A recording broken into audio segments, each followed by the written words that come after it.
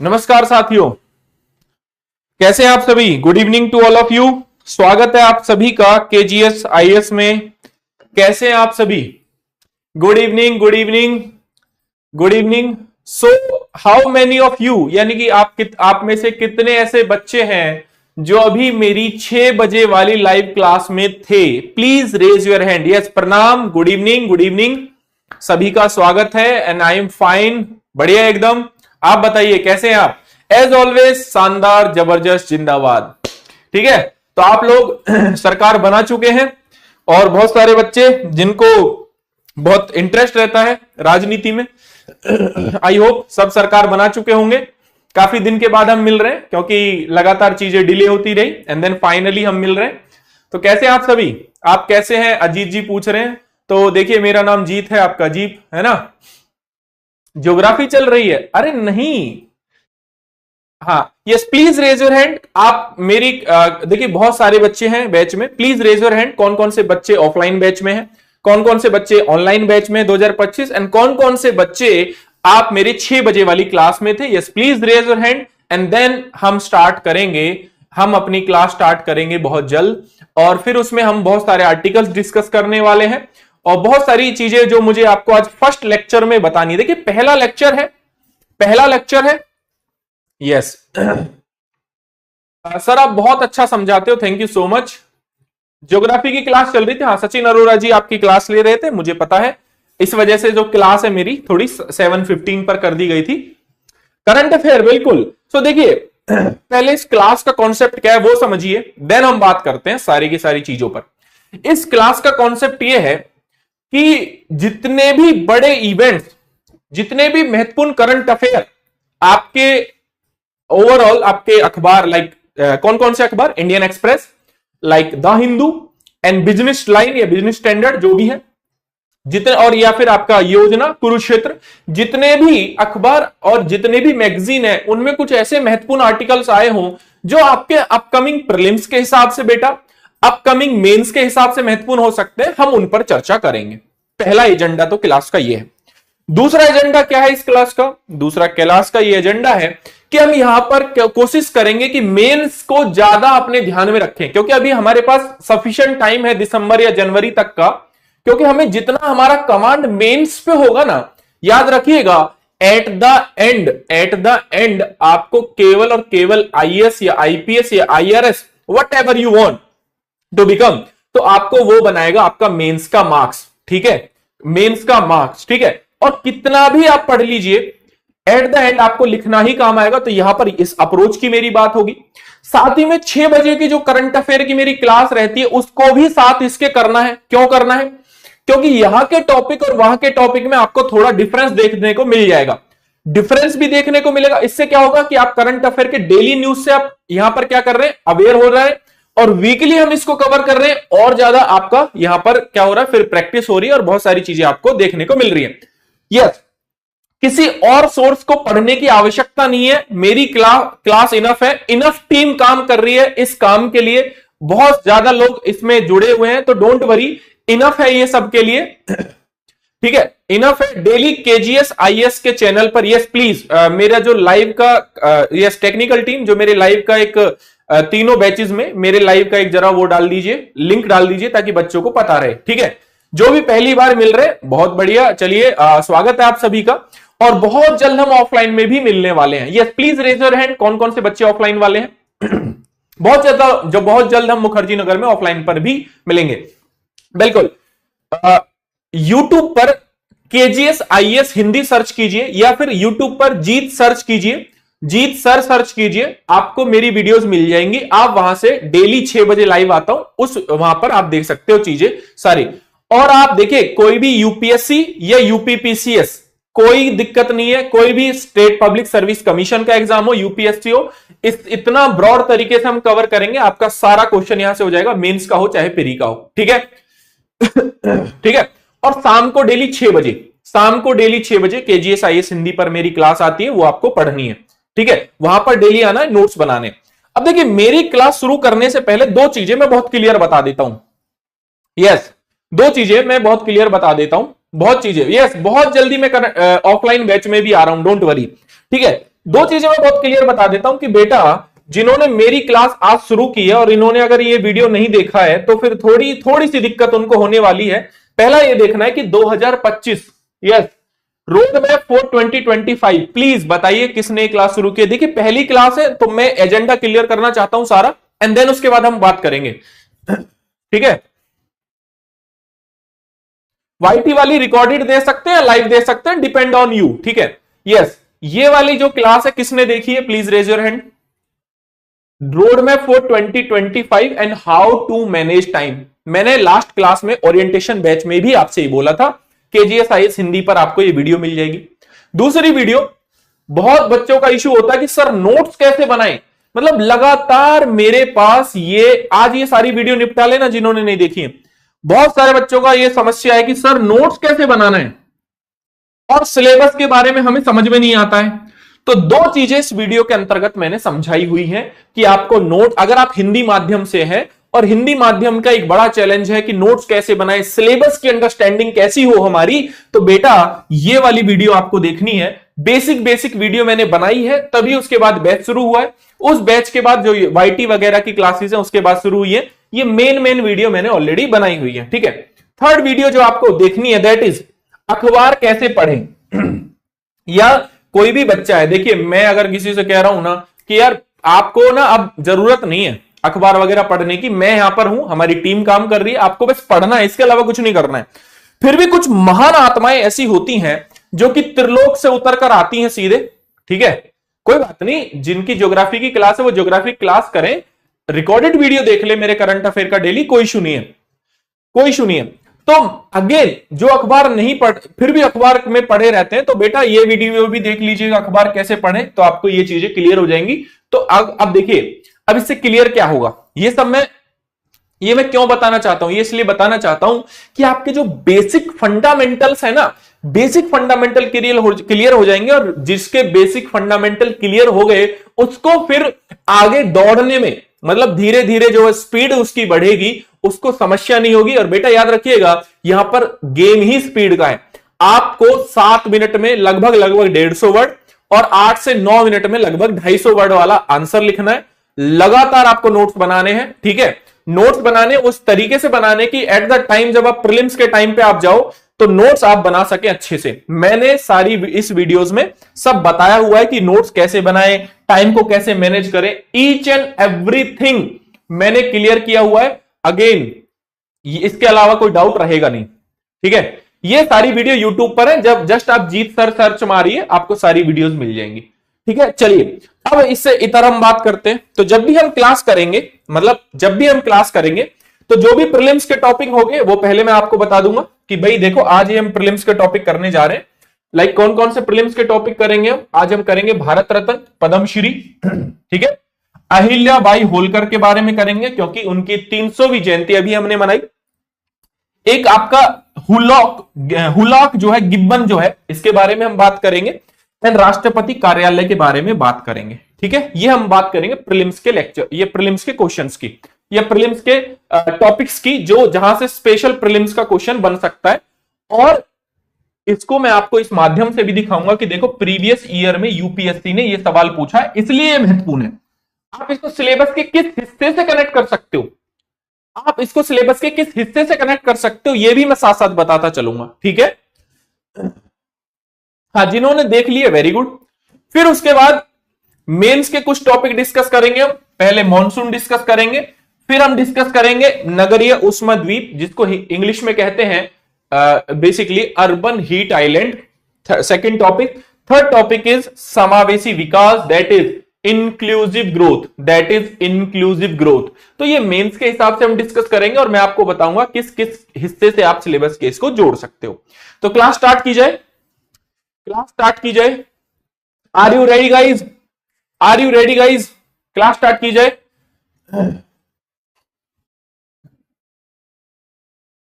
हाँ, current affair के लिए अगर आपको डेली 2 क्लास पढ़नी पड़ रही है, लाइक मेरी 50 मिनट की क्लास होती है, लाइक मेरी कोई 50 मिनट की क्लास यूट्यूब पे हो रही है, 1 घंटे की क्लास हो रही है, और वीक में एक बार यहां पर कंसाइज हो जा रहा है सब, और उसमें भी टॉपिक अलग है, तो आपको पढ़ने में कोई समस्या है क्या? आपके पास एक बात बताइए, पढ़ने के अलावा कोई काम है क्या? किसी के पास पढ़ने के अलावा कोई काम है क्या? ठीक है, तो देखिए पहली क्लास है, एजेंडा क्लियर। अब हम बात करेंगे, तो किसी कोई बच्चा भी कमेंट नहीं करे आई थिंक कि सर आप मुझे ये बताइए कि ये कैसे पढ़ने हैं, सर नोट्स कैसे बनाने, अखबार कैसे पढ़ना है, सब पता लग जाएगा आपको।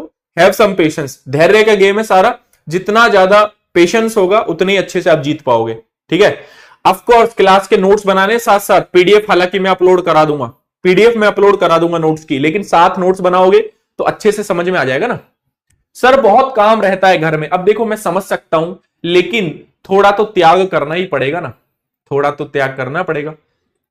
ठीक है, ये साप्ताहिक क्लास है, हफ्ते में 2 बार हम इसको करेंगे। देखिए एक वेडनेसडे को, नहीं सॉरी, बेसिकली क्लास की कुछ टाइमिंग चेंज हो गई थी, तो इसको एक हम करेंगे ट्यूसडे को और इसको करेंगे हम फ्राइडे को। तो अभी क्या है कि न्यूज की संख्या कम है, तो कुछ क्लासेस होंगी और फिर धीरे धीरे इसको हम बढ़ाते चले जाएंगे। डोंट वरी, सब पीडीएफ इसका आपको तुरंत मिल जाएगा, जैसे ही क्लास खत्म होगी इसका पीडीएफ मैं तुरंत अपलोड करवा दूंगा, आपके जो ऐप है उसमें अपलोड करा दूंगा, वहां से यहां सारी चीजें। ठीक है,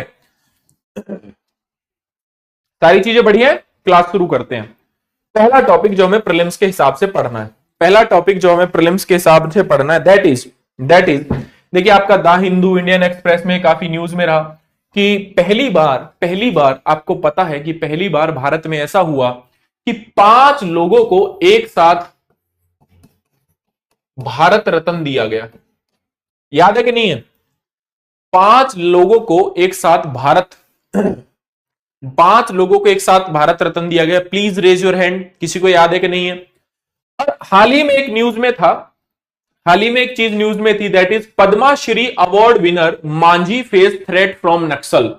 तो यहां पर आप देखोगे तो पद्मश्री जो अवार्ड के विनर हैं आपके मांझी जी हैं, जो इनको अवार्ड जो बेसिकली नक्सल्स के थ्रू इन्हें क्या मिल रही थी, छत्तीसगढ़ में नक्सल्स के थ्रू इन्हें क्या हो रहा था, बहुत ज्यादा थ्रेट्स आ रहे थे। ठीक है, तो on Monday he would return his Padma Shri award after receive threat from Naxals. ठीक है, तो ये मेन कंटेक्स्ट था, तो मैंने सोचा कि चलिए यहां से हम क्लियर करवा देते हैं भारत रत्न, ताकि बच्चों को कभी समस्या ना रहे।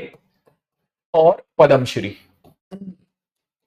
2 पद्मश्री पद्म भूषण, ये सारी चीजें हम बता देते हैं। ठीक है, अब आप इसको कनेक्ट किससे कर सकते हो, कोई बताएगा बच्चा? कोई बच्चा बताएगा?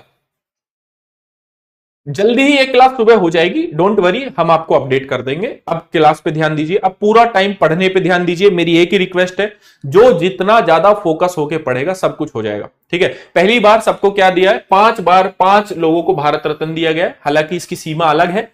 तो यस प्लीज आप मुझे बताइए कि आप इसको किससे कनेक्ट कर सकते हो। ऑफ कोर्स इसको आप कनेक्ट कर सकते हो पॉलिटी वाले सेक्शन से और स्पेशली GS2 से।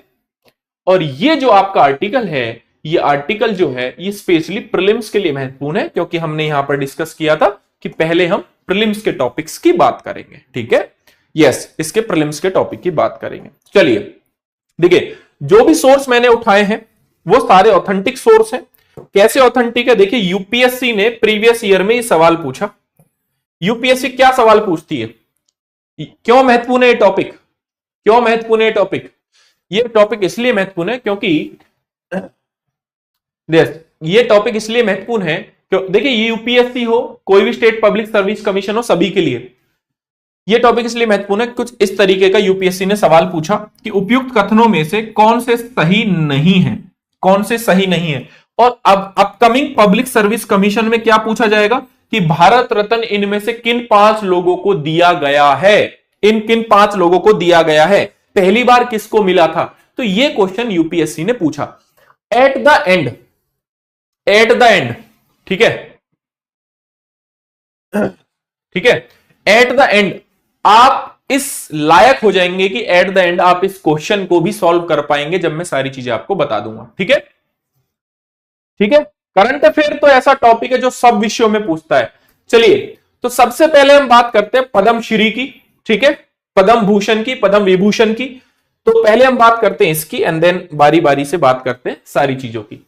तो ये पुरस्कार 3 श्रेणियों में दिया जाता है। कौन कौन सी 3 श्रेणियां हैं, जैसे पद्मश्री है, पद्म भूषण है एंड पद्म विभूषण है। ये 3 श्रेणियां हैं।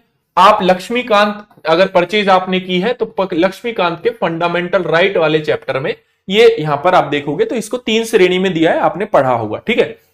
भारत सरकार ने भारत रत्न के जो पुरस्कार है उसकी शुरुआत 1954 में, और जबकि ये यहां पर आप देखोगे तो ये जो 2 नागरिक पुरस्कार भारत रत्न और पद्म विभूषण की शुरुआत 1954 में की थी। अगर हम पद्मश्री की बात करें, पद्मश्री की बात करें तो ये डॉक्टर और वैज्ञानिकों को छोड़कर जो भी आपके सरकारी अधिकारी हैं, जो भी आपके सरकारी, नहीं लिखना है तो लिख लीजिए, अदरवाइज आपको कोई इश्यू नहीं है, ठीक है। मैं इसका पीडीएफ तो अपलोड कराऊंगा ही, डोंट वरी, ठीक है। तो समझ लीजिए या नोट करते जाना है कि अगर क्षमता है तो नोट करिए। तो जितने भी आपके सरकारी अधिकारी हैं उनमें से अगर किसी डॉक्टर को अगर हम छोड़ दें और वैज्ञानिकों को छोड़ दें, लाइक इसरो के साइंटिस्ट को छोड़ दें, ऐसा कोई डॉक्टर लाइक जिसने कोविड-19 की दवा बना दी हो, ठीक है, तो अगेन उनको छोड़कर कोई भी सरकारी कर्मचारी को ये आपका जो है, जो पद्मश्री है, पद्म भूषण है, पद्म विभूषण है, ये नहीं मिलेगा, ये नहीं मिलेगा। बहुत सारे बच्चों के डाउट हैं कि सर क्या हमें इसे लिखना है, क्या हमें लिखना है। एक बच्ची पूछ रही है कि सर क्लास कितने बजे तक चलेगी, अभी शुरू हुई नहीं है, जाना है क्या, ठीक है। जिनको लग रहा है समझने से काम चलेगा, आप समझा दीजिए, क्योंकि पीडीएफ जो है मैं इसकी जस्ट अपलोड करवा दूंगा क्लास खत्म होने के बाद। जिनको लगता है कि मैं लिख सकता हूं साथ साथ में, लिख भी लीजिए, डिपेंड ऑन यू गाइस, ठीक है। चलिए तो समझ लीजिए, तो वैज्ञानिक और डॉक्टरों को छोड़कर जितने भी आपके सरकारी कर्मचारी हैं उनमें से किसी को भी पद्मश्री, पद्म पुरस्कार, ये सब वगैरह, पद्म भूषण हो गया, विभूषण हो गया, ये सब नहीं मिल सकता डॉक्टर और वैज्ञानिकों को छोड़कर। अगेन बहुत फैक्ट पॉइंट है, ठीक है। यस, एक वर्ष में दिए जाने वाले पुरस्कारों की कुल संख्या कितनी है पद्मश्री, पद्म विभूषण की? 120 कितनी है? 120। लेकिन सरकार जो है, ठीक है, यस सरकार जो है, ठीक है, यस सरकार जो है इससे भी ज्यादा संख्या इसकी कर सकती है, depend on the centre government, केंद्र सरकार पर यह निर्भर करता है। फिर उसके बाद पद्म पुरस्कार की जो समिति होती है, देखो कभी भी आपसे क्या पूछ लेगा, जो पद्म पुरस्कार की जो समिति होती है उसकी अध्यक्षता एक लाइन में क्या पूछ लेगा, क्या इसकी अध्यक्षता कौन करते हैं? तो याद रखना कैबिनेट सचिव। जब आप आईएएस बन जाओगे ना, हाईएस्ट पोस्ट यही रहेगी आपकी, हाईएस्ट पोस्ट यही रहेगी आपकी, ठीक है। 3 नंबर दोबारा समझा दीजिए, डॉक्टर वैज्ञानिकों को छोड़कर कोई भी सरकारी व्यक्ति या कोई पीएसयू में काम करने वाला जो सरकारी कर्मचारी है, इसके लिए कोई भी पुरस्कार का पात्र नहीं है, मतलब उनको पुरस्कार नहीं मिल सकता, उनको नॉमिनेट नहीं किया जा सकता, ठीक है। एक बात यह है कि इसमें गृह सचिव, राष्ट्रपति के सचिव और 4 से 6 प्रतिष्ठित व्यक्ति शामिल होते हैं। तो ये वाली बात आपको याद रखनी है कि भाई ये जो पद्म पुरस्कार की समिति है ये नाम रिकमेंड करती है। इसके अलावा एक महत्वपूर्ण बात और मैं बता देता हूं यहां पर, जो कि आपको याद रखनी है, दैट इज कि भैया एक बात याद रखनी है हमेशा कि पद्म पुरस्कार के लिए व्यक्ति स्वयं भी नामांकन दर्ज करा सकता है। एक तो समिति है जो कि नाम लिखेगी, यस एक तो समिति है जो नाम लिखेगी। इसके अलावा बहुत महत्वपूर्ण पॉइंट है बेटा, वेरी इंपॉर्टेंट पॉइंट है, पद्म पुरस्कार के लिए कोई भी व्यक्ति स्वयं का नामांकन दर्ज करा रहा है। लाइक एक बच्चे का, किसी का नाम ले लेता हूं मैं, एक बच्चे का नाम ले लेता हूं इसमें, अरे पब्लिक सेक्टर यूनिट नहीं सुना है आपने? लाइक भेल हो गया, आपने ये सब नहीं सुनी है जो सरकारी कंपनियां होती हैं, पीएसयूज, ये नहीं सुनी आपने, ठीक है। तो ये सारी चीजें हैं, तो लाइक नामांकन दर्ज करा सकता है, ये इसके नियमों के अंतर्गत है, ये इसके नियमों के अंतर्गत है, ठीक है, ये याद रखना, नामांकन करा सकता है, नियमों के अंतर्गत है, ठीक है। चलिए तो पॉइंट 1 में 3 श्रेणियां कौन कौन सी है बेटा? पद्मश्री, पद्म भूषण, पद्म विभूषण, ये 3 श्रेणियां हैं, ये 3 श्रेणियां हैं, ठीक है। पूजा जयता कह रही है मेरा नाम ले लो सर, ठीक है। 3 श्रेणियां पता लग गई। तो ये क्यों मिलता है इसकी बात हम आगे करेंगे, यहां पर करेंगे जब हम यहां पर अभी चर्चा कर रहे होंगे इसकी। तो बेसिकली जब आप समाज में काम करते हो, समाज के लिए काम करते हो, है ना, बहुत सारे श्रेणी में, लाइक डॉक्टर, आपने कुछ अच्छा समाज में जैसे पद्मश्री आपको क्यों मिला, संगीत में आपने कुछ अच्छा कर दिया, समाज कल्याण के लिए कुछ अच्छा कर दिया, तब आपको दिया जाता है। ठीक है, चलिए इसके बाद हम बात करते हैं भारत रत्न की। भारत रत्न की अभी बात करेंगे, भारत रत्न की। तो भारत रत्न की बात करते हैं तो देश का सर्वोच्च नागरिक सम्मान है भारत रत्न। अगर किसी व्यक्ति को अगर यहां पर भारत रत्न मिल जाए तो देश का सर्वोच्च सम्मान है। याद रखिएगा, इसके तहत कोई भी पैसा आपको नहीं मिलता है, कोई भी पैसा आपको नहीं मिलेगा, कोई भी राशि जो है आपको नहीं मिलेगी।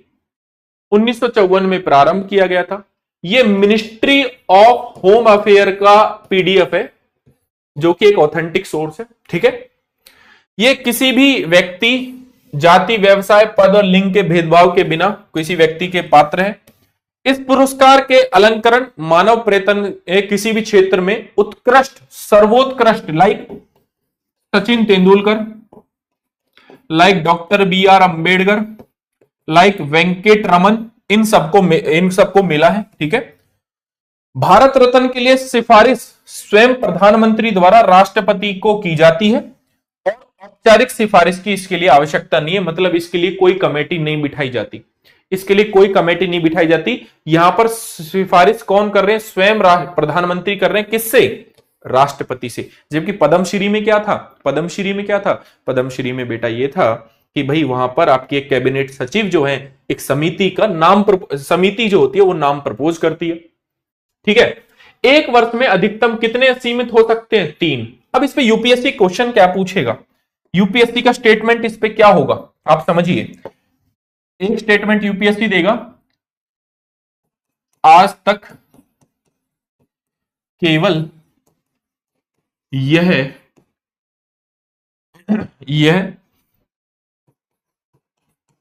3 लोगों को ही, ठीक है, प्रदान किया जाता रहा है। तो ये स्टेटमेंट हो जाएगा गलत, क्योंकि भैया कभी 2 को भी हुआ है, पहली बार 5 लोगों को भी हुआ है। लेकिन अगर आपको ये स्टेटमेंट मिले कि इसकी अधिकतम संख्या क्या 3 है, तो वो स्टेटमेंट सही हो जाएगा। क्यों, क्योंकि गवर्नमेंट ऑफ इंडिया के अकॉर्डिंग तो ये केवल और केवल कितने लोगों को दिया जा सकता है, अधिकतम 3 लोगों को, लेकिन इस बार 5 को दिया गया, सरकार ने दिया है। ठीक है, पहली बार किसे मिला था, वेंकट रमन को, ठीक है, सी राजा गोपालाचारी को, ठीक है, और राधा कृष्णन, ठीक है, राधा कृष्णन सर्वपल्ली। तो ये पहली बार जो है इन 3 लोगों को दिया गया था। आप नोट डाउन कर सकते हैं, ये आपको पीडीएफ में मिल जाएगा। ठीक है,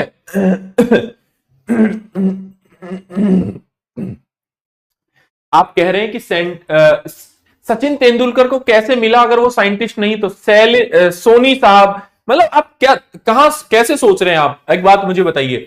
उनको भारत रत्न मिला उनकी उत्कृष्ट, सर्वोत्कृष्ट सेवा के लिए, ठीक है, देश की सेवा के लिए। पद्मश्री में, सिर्फ पद्मश्री में ऐसा है, पद्म भूषण विभूषण में ऐसी लाइन है बस, पद्म भूषण, और भी, और स्लो करूं अपनी स्पीड, नहीं, राइट डाउन करने की आवश्यकता नहीं है, पीडीएफ मिल जाएगी इसकी, राइट डाउन करने की आवश्यकता नहीं है, पीडीएफ मिल जाएगी। अब इससे कितना स्लो स्पीड करें आप बताइए। अरे नहीं दिया जा सकता केजीएस यूजर, तो इसके पीछे केवल और केवल सरकारी नियम है, इसके पीछे कोई एजेंडा नहीं है, केवल सरकारी नियम है, और वो पद्मश्री, पद्म भूषण, पद्म विभूषण के लिए है। आप लोग पता नहीं क्या सोच रहे हो, आप पता नहीं क्या लोग सोच रहे हो, है ना। थोड़े से शांति से और नॉर्मल तरीके से सोचो कि मैंने बाइफरकेट करके 2 चीजों को आपको समझाया। एक मैंने आपको समझाया पद्म पुरस्कार के बारे में, इसमें सरकार ने कुछ नियम तय किए हुए हैं कि भाई ये 120 लोगों से ज्यादा को नहीं मिलेगा, हम चाहेंगे तो इसको 150 को भी दे देंगे।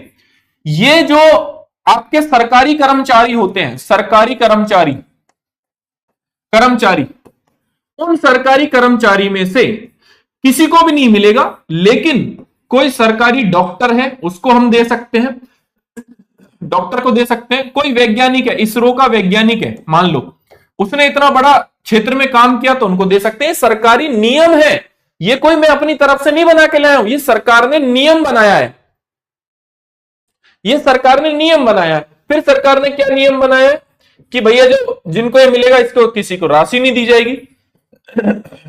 फंडामेंटल राइट के तहत आप देखोगे, आपने एक आर्टिकल पढ़ा होगा, आर्टिकल 18(1), ये इसे उपाधि नहीं माना जाएगा। मतलब कि अगर किसी व्यक्ति को मिलता है तो ये नहीं बोल सकता वो व्यक्ति कि मैं, मतलब मान लो जीत कुमार नाम है, या मान लीजिए कोई भी एक व्यक्ति का नाम, हाँ इसमें तीनों आ गए, पद्म पुरस्कार में पद्म श्री भी आ गया, पद्म भूषण भी आ गया, पद्म विभूषण भी आ गया। तो इनको पहले primary category, secondary category, third category ऐसे मिलता था, ठीक है। तो ओवरऑल ये इसके नियम बनाए हैं सरकार ने, उसके अलावा नहीं।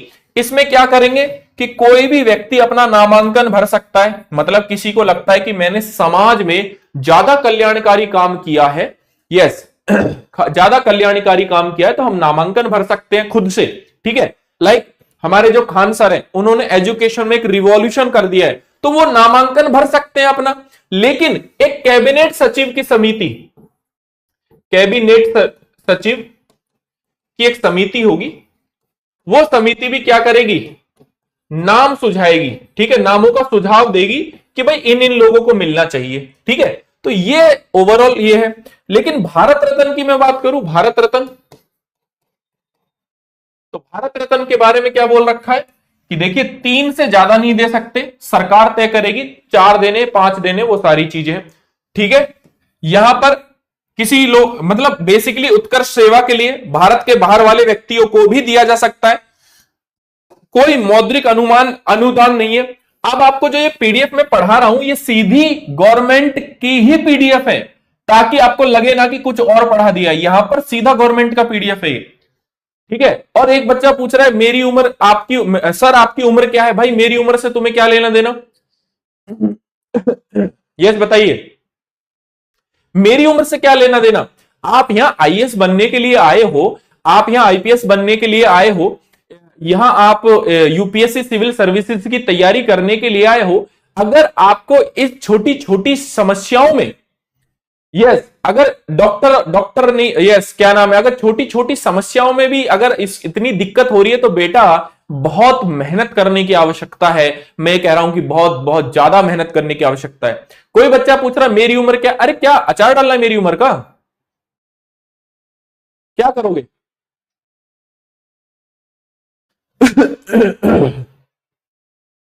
भाई पद्म पुरस्कार में सरकार ने नियम बनाया हुआ है, सरकार ने नियम बनाया हुआ है। नियम क्या है? नियम क्या है? सरकार का ये नियम है, सरकार का ये नियम है। अब ठीक है, सरकार का ये नियम है कि कोई भी सरकारी व्यक्ति को ये पुरस्कार नहीं मिलेगा, एक्सेप्ट डॉक्टर और आपका दूसरा जो है, जो सरकारी कर्मचारी है, डॉक्टर और वैज्ञानिक, इनको मिल सकता, बाकियों को नहीं मिलेगा। कुछ कह रहे हैं, कुछ भी समझ में नहीं आ रहा है, तो आप समझने का प्रयास कीजिए, समझने का प्रयास कीजिए। टॉपिक वाइज पढ़ रहे हैं, सब समझ में आ जाएगा। हैव सम पेशेंस, अपने आप को थोड़ा समय दीजिए, थोड़ा समय दीजिए, धीरे धीरे सब समझ में आ जाएगा।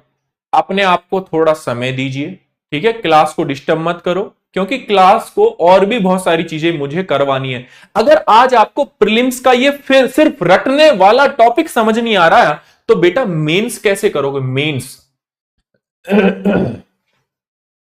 ठीक है, कैसे मेंस का करोगे? कुछ कह रहे हैं अच्छा समझा रहे हैं, कुछ कह रहे हैं समझ में आ रहा है, कुछ कह रहे हैं नहीं आ रहा है। तो हैव सम पेशेंस, जिनको समझ में नहीं आ रहा है थोड़ा सा अपने आप को समय दो, थोड़ा सा समय दो। किन्हीं को लग रहा है स्पीड बहुत ज्यादा है, देखो बेटा जिनको लगता है ना स्पीड बहुत ज्यादा है, तो याद रखिएगा 7 मिनट में आपको 150 वर्ड्स, लगभग 9 मिनट में आपको 250 वर्ड्स लिखने हैं। तो मतलब रेस से तो बाहर ही चल रहे हैं आप। सर ऐसा लग रहा है बीच में से पढ़ रहे हैं, वो आपको लग रहा है, लेकिन करंट अफेयर ऐसा ही होता है, जो जो चीजें न्यूज में है, जो जो चीजें न्यूज में है, जो जो चीजें न्यूज में है मैं आपको बता दूंगा। ठीक है, चलिए अनुच्छेद 18(1) जब आप फंडामेंटल राइट पढ़ोगे, आप देखिए आप लोगों ने मुझे क्या समझ में आ रहा है, दैट आपको क्या इशू है। ठीक है, देखिए मुझे इशू ये समझ में आ रहा है कि अभी आपने फाउंडेशन नहीं पढ़ा है। आप फाउंडेशन पढ़ लीजिए, हैव सम पेशेंस, धीरे धीरे सब समझ में आ जाएगा। आज अगर मैं आपके सामने खड़ा हूं तो 4 साल 5 साल से लगातार पढ़ा रहा हूं, इस वजह से आपसे मैं आपके समक्ष खड़ा हूं। ओवरऑल यहां पर खड़े होने के लिए एक जो प्रमाण है वो सारे के सारे उपलब्ध हैं। तो आप समझ रहे हो ना कि यहां खड़े होने के लिए आप चीजों को मैं बता रहा हूं, तो आप समझिए आपको यूपीएससी के साथ कोप अप करना है, अदरवाइज तो फिर मामला खराब हो जाएगा थोड़ा सा। एक बच्चा पूछ रहा है मौद्रिक क्या है। मौद्रिक, अरे भाई अगर आपको यह समझ नहीं आ रहा कि मौद्रिक क्या है तो फिर क्या समझ में आएगा। अरे भाई पैसा नहीं मिलता है, पैसा नहीं मिलता है, यहां पर लिखा हुआ है कि मौद्रिक अनुदान नहीं है। अगर आपको बेसिक हिंदी भी नहीं आ रही, बेसिक इंग्लिश भी नहीं आ रही तो भी समस्या है। ठीक है, तो इसलिए केवल और केवल शांत रहिए और पढ़ने पे ध्यान दीजिए। मैं बात करूंगा एट द एंड आपसे। ठीक है, तो ये वाली बात आपको याद रखनी है कि कोई भी जो उपाधि है, मतलब आप अपने नाम के सामने भारत रत्न नहीं लगा सकते। तो इस माध्यम से अगर मैं आपसे क्वेश्चन भी पूछने लग जाऊं तो आप तो इस क्वेश्चन को गलत कर दोगे। यूपीएससी का 2023 के पैटर्न पे मैंने आपके लिए सवाल बनाया बड़ा खुश होके कि यार बच्चे आएंगे एकदम मजे से सवाल का जवाब देंगे। जवाब दीजिए जरा इसका,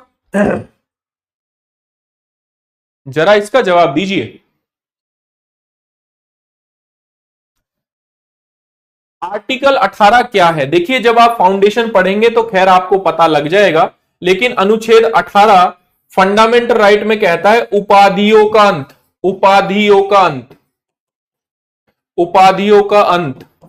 उपाधियों का अंत मतलब कि कोई भी अपने नाम के साथ भारत रत्न, कोई भी अपने कोई भी अपने नाम के साथ भारत रत्न, पद्म श्री, पद्म भूषण, पद्म विभूषण, कोई भी अपने नाम के साथ जमींदार, ऐसी उपाधियां हैं जो है ना, विश्वेदार, इस टाइप की उपाधियां वो नहीं लगा सकता। ये आर्टिकल 18 कहता है। Have some patience. यूपीएससी क्या क्वेश्चन पूछता है? इस टाइप से यूपीएससी का नया पैटर्न आया है प्रीलिम्स का 2023 का। क्या क्वेश्चन है कि भारत रत्न से संबंधित निम्नलिखित कथनों पर विचार करें। 5 लाख का मौद्रिक अनुदान दिया जाता है, तो बेटा इसमें तो कोई भी मौद्रिक अनुदान नहीं दिया जाता, ये गलत है। भारत सरकार 1954 में पुरस्कार भारत रत्न की शुरुआत की थी, मतलब ये सही है। एक वर्ष में इसकी अधिकतम संख्या 3 हो सकती है, ये बात भी सही है। तो केवल और केवल एक कथन यहां पर गलत है, इसलिए A is the correct answer. A is the correct answer. ठीक है, A is the correct answer. ठीक है, A is the correct answer. ठीक, केवल एक कथन क्या है इसमें? असत्य है। असत्य पूछा है, कितने कथन असत्य हैं? तो एक कथन असत्य है, 2 सत्य हैं। ठीक है, इसलिए आंसर हो जाएगा। फिर से मैं आपसे पूछता हूं दूसरा सवाल। दूसरा सवाल यहां फिर से पूछा है, कितने कथन असत्य हैं? इतने देखो आप थोड़ा पेशेंस रखो, थोड़ा अपने आप को समय दो। इतने नंबर ऑफ को देखो, आप 10-15 क्लास लोगे, सब चीजें ठीक हो जाएंगी, सब समझ में आने लग जाएगा। हाँ, सत्य नहीं बताना है, मैंने पूछा असत्य, और दोबारा पूछ रहा हूं कितने कथन असत्य हैं। ठीक है, पहला क्वेश्चन, यह पुरस्कार 3 श्रेणियों में दिया जाता है, सही है बिल्कुल। 1954 में शुरू किया था, बिल्कुल सही है। डॉक्टर वैज्ञानिकों को छोड़कर पब्लिक सेक्टर यूनिट में काम करने, यानी कि पीएसयू में काम करने वाले सरकारी कर्मचारी इसके पात्र नहीं है, बिल्कुल सही है। एक वर्ष में दिए जाने वाले पद्म पुरस्कारों की संख्या जो है वो 120 से अधिक नहीं हो सकती, बिल्कुल सही है। पद्म पुरस्कार समिति की अध्यक्षता कैबिनेट सचिव करते हैं, और गृह सचिव, राष्ट्रपति के सचिव और 4 से 6 जो प्रतिष्ठित व्यक्ति होते हैं वो इसमें शामिल होते हैं, बिल्कुल सही है। इसलिए जो कोई भी कथन इसमें से सही नहीं है, मतलब सही है सारे कथन, इसलिए इसका आंसर क्या हो जाएगा? डी। क्या होगा इसका आंसर? डी होगा। अब आप बताइए बेटा, कितने आसान सवाल है कि अगर पद्म पुरस्कार वगैरह किसको मिलेगा? किसने संगीत में अच्छा कर दिया, अरे जब पद्म पुरस्कार, पद्म श्री, पद्म भूषण, पद्म विभूषण जब बांटा जा रहा होता है, उसकी रील्स नहीं देखते क्या आप? आपको चैनल वगैरह, न्यूज वगैरह नहीं देखते क्या? आप न्यूज वगैरह नहीं देखते क्या? तो वहां पर जब राष्ट्रपति के द्वारा उन्हें वो दिया जाता है, क्यों दिया जाता है? इसने सामाजिक कल्याण कर दिया, इसने संगीत की श्रेणी में इसको मिल गया, फिल्म की श्रेणी में इसको ये मिल गया, ये सारी चीजें हैं। इसलिए क्वेश्चन बना दिए हैं ताकि आप कभी भूले ना, ताकि आप कभी भूले ना। हैव सम पेशेंस, मैं हर बार अपनी क्लास में यही कहता हूं, और ऑफलाइन भी हम जल्दी मिलने वाले हैं, ऑफलाइन भी हम जल्दी मिलने वाले हैं। क्यों? क्योंकि आपको ये चीजें समझ में आने लग जाएंगी, सारा कोप अप हो जाएगा, और एट द एंड बेटा, अगर आपने कोप अप नहीं किया ना क्लास के साथ, क्या निकालना है आपको? State public service commission, UPSC आपको निकालना है, होगा नहीं, मजाक नहीं है, हलवा नहीं है, लगातार लगातार मेहनत करनी पड़ेगी, लगातार मेहनत करनी पड़ेगी। करंट अफेयर की जिम्मेदारी मुझे दी गई है, आप टेंशन ना लो, एक एक पॉइंट को कवर करूंगा, चाहे कितना भी समय लग जाए, यहां कितने भी घंटे मुझे खड़ा रहना पड़े, मैं हूं आपके साथ। लेकिन क्या आप उतने ही ज्यादा सक्षम हैं, या उतने ही ज्यादा मतलब क्लास को लेने के लिए उत्सुक हैं? ठीक है, कोई बात नहीं, जिनको टाइम नहीं मिल रहा है वो थोड़ा टाइम मैनेज करो। देखिए अगेन, हाल ही में क्या हुआ है कि होलकर, देखिए आप इस आर्टिकल को सबसे पहले कनेक्ट कर सकते हो हिस्ट्री से, ठीक है, और हिस्ट्री में ये यहां से बन सकता है प्रीलिम्स का क्वेश्चन। क्यों? क्योंकि आप यहां पर देखोगे तो जो होलकर जो है, होलकर क्वीन जो है, इनकी 300वीं वर्षगांठ इस बार मनाई गई। यहां पर लिखा हुआ है साफ साफ 300 बर्थ एनिवर्सरी इनकी क्या अभी मनाई गई? अहिल्याबाई होलकर, अहिल्याबाई होलकर, ठीक है, अहिल्याबाई होलकर, ठीक है। या तो मैं अगर आपके कमेंट का जवाब देने लग गया तो समय यूं ही निकल जाएगा।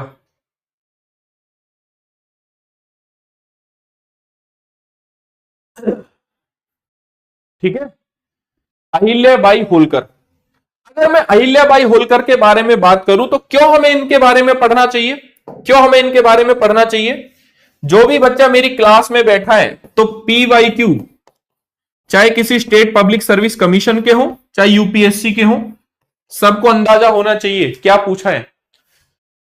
फेमस पर्सनैलिटीज के बारे में यूपीएससी पूछता रहता है, फेमस पर्सनैलिटीज के बारे में यूपीएससी क्वेश्चन पूछता है, state public service commission question पूछता है, ठीक है, क्वेश्चन पूछता है। तो क्या क्वेश्चन पूछता है, चलिए बात करते हैं अहिल्याबाई होलकर के बारे में।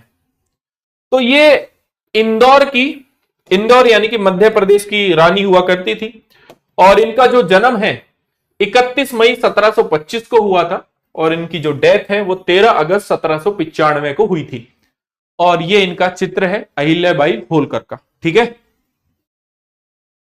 अहिल्याबाई होलकर के बारे में अगर हम जाने तो मराठा संघ के भीतर इंदौर होलकर राजवंश की रानी थी, ठीक है। पहला पॉइंट जो आपको पता होना चाहिए, नर्मदा नदी पर इंदौर के दक्षिण में महेश्वर, नर्मदा नदी, उन्होंने नर्मदा नदी पर इंदौर के दक्षिण में महेश्वर की स्थापना की थी। तो एक प्लेस था मध्य प्रदेश में, उसकी स्थापना इन्होंने करी थी।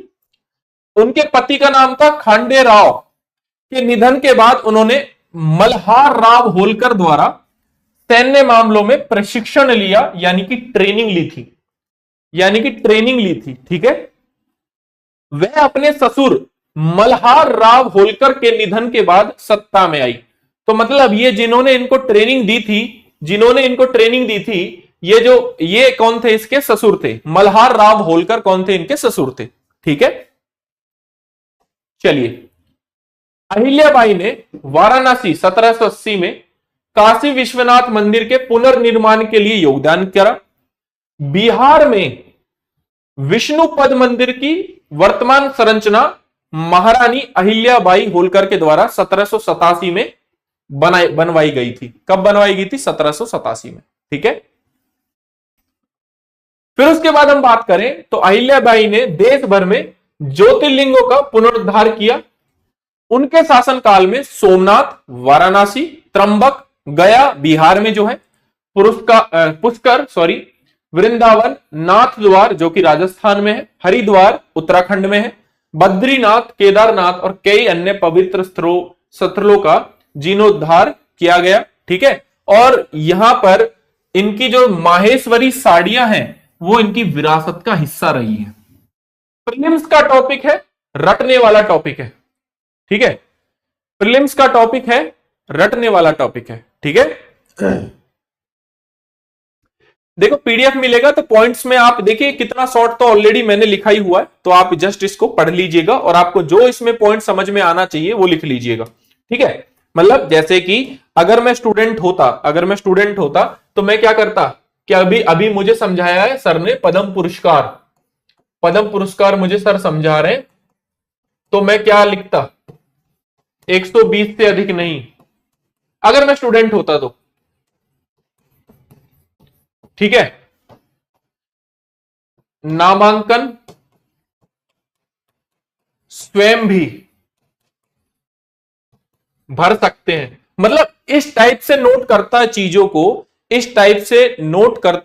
को, कि भविष्य में जब मैं प्रीलिम्स दे रहा होता ना तो कम से कम 8-10 रिवीजन तो हमें इन चीजों के करने, तो मेरा रिवीजन अच्छा हो जाता।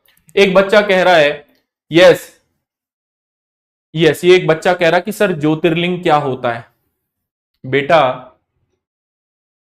मतलब ये तो मतलब बहुत ही ज्यादा परेशानी वाली बात है अगर आपको ज्योतिर्लिंग के बारे में नहीं पता है तो। ठीक है, तो ये मेन चीजें हैं जो आपको याद रखनी है अहिल्याबाई होलकर के बारे में। ठीक है, अब ये जो साड़ियां हैं जैसे लाइक बनारसी साड़ियां, तो ये जो साड़ियां हैं जब ये बेसिकली दूसरे मार्केट में जाती थी तो इनके अर्निंग का सोर्स था, उससे ज्यादा कुछ भी नहीं है, जस्ट ये रटना है, उससे ज्यादा कुछ भी नहीं है इसमें। प्रीलिम्स का टॉपिक है भाई, समझो प्रीलिम्स का टॉपिक है। ठीक है, उन्होंने न केवल पारंपरिक बुनाई को बढ़ावा दिया बल्कि महिलाओं के कौशल प्रदान करने का मार्ग भी उन्होंने प्रशस्त किया।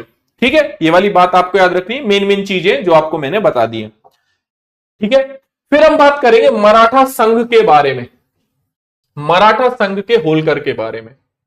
होलकर पेशवा बाजीराव प्रथम, जब आप हिस्ट्री आप पढ़ोगे तो यहां पर आप मराठा साम्राज्य के बारे में पढ़ोगे, आपने मराठा साम्राज्य पर, अरे ज्योतिर्लिंग नहीं पता आपको, ज्योतिर्लिंग नहीं पता, ये तो बहुत बड़ी समस्या है बेटा। अरे ज्योतिर्लिंग नहीं पता, शिव की पूजा करने जाते हो नहीं जाते हो, शिवलिंग होता है ना, उस टाइप का एक ज्योतिर्लिंग होता है बस। ठीक है, यस।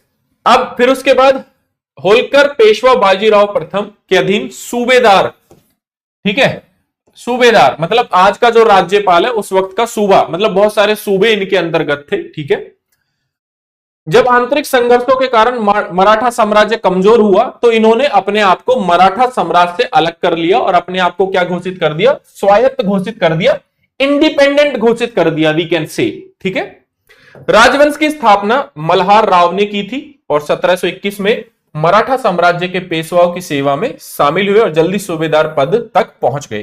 ठीक है, तो उसके बाद जब इनकी मृत्यु हो गई थी तो उसके बाद अहिल्याबाई होलकर जो उनकी पुत्रवधू थी उन्होंने गद्दी संभाली। यही मैं आपको यहां पर बताना चाहता हूं और इसी बिहार पे कुछ इस तरीके का क्वेश्चन बन सकता है। संभावित प्रश्न ये है, इसका आंसर मुझे दीजिए, इसका आंसर मुझे दीजिए।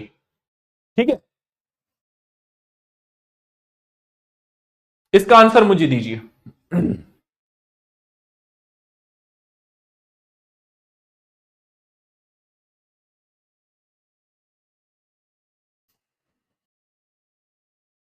इसका आंसर बताइए, क्या आंसर हो सकता है? तो देखिए पहला ऑप्शन बिल्कुल सही है। ठीक है, विष्णुपद मंदिर का निर्माण अहिल्याबाई, ये बिल्कुल सही है। ये थोड़ा सा गलत ऑप्शन है, इंदौर स्थानांतरित कर दी थी, ये हमने नहीं पढ़ा है। कौन सा कथन गलत है? केवल दूसरा कथन गलत है, इसलिए A is the correct answer, A is the correct answer, A is the correct answer. ठीक है, ये वाली बात आपको याद रखनी है। हाँ, महेश्वर की स्थापना उन्होंने की थी, ये एमपी में है स्थान। ठीक है, एक क्वेश्चन मैं आपसे करवाना भूल गया, दैट इज ये वाला क्वेश्चन का आंसर आप देंगे अब मुझे। यूपीएससी ने क्या सवाल पूछा है, देखिए यूपीएससी ने देखो कितना आसान सवाल पूछा है, कितने कथन सही नहीं है, बेटा पढ़ लेना, इस क्वेश्चन का आंसर दो, कितने कथन सही नहीं है, इस क्वेश्चन का आंसर दो, इस क्वेश्चन का आंसर दो। भारत रत्न और पद्म पुरस्कार से मिश्रित एक सवाल यूपीएससी ने बनाया, क्या पूछा यूपीएससी ने? ठीक है, पीवाईक्यू ये है, क्या पूछा है? भारत रत्न पद्म पुरस्कार भारत के संविधान के अनुच्छेद 18(1)(a) के अंतर्गत 18(1) के अंतर्गत उपाधियां हैं। वर्ष 1954 में प्रारंभ किए पद्म पुरस्कार को केवल एक बार निलंबित किया है, नहीं, इसको कम से कम 3 से 4 बार निलंबित किया, इसलिए ऑप्शन गलत। उपाधि नहीं है, ये ऑप्शन गलत। किसी विशेष वर्ष में भारत रत्न की पुरस्कार अधिकतम संख्या 5 तक सीमित है, तो बेटा हमने तो 3 पढ़ी है, तीनों ही गलत हैं। तो कितने कथन सही नहीं है? 1, 2 और 3, इसका आंसर हो जाएगा डी, डी आंसर हो जाएगा। ठीक है, क्लास जब तक चलेगी जब तक सारे टॉपिक खत्म नहीं हो जाएंगे। अब किसी को यूपीएससी में पढ़ने में भी आलस आ रहा है तो फिर क्या कर सकते हैं बेटा, ऐसे ही नहीं बन जाओगे। इसका आंसर मैंने बताया भी हुआ है यहां पर। ठीक है, ये जो हाईलाइट किया हुआ है ये रॉन्ग स्टेटमेंट है। अगला क्वेश्चन है, एक बंदर है बेसिकली जो कि न्यूज में आया है, असम में, असम में एक बेसिकली एक बंदर है जो कि न्यूज में आया है, और उस बंदर का नाम है गिब्बॉन। क्या नाम है उसका? गिब्बॉन। यूपीएससी का 2023 का पेपर किसने देखा है? 2022 का पेपर किसने देखा है? प्रीवियस ईयर का प्रीलिम्स का बताइए, किसने देखा प्रीलिम्स का? यस,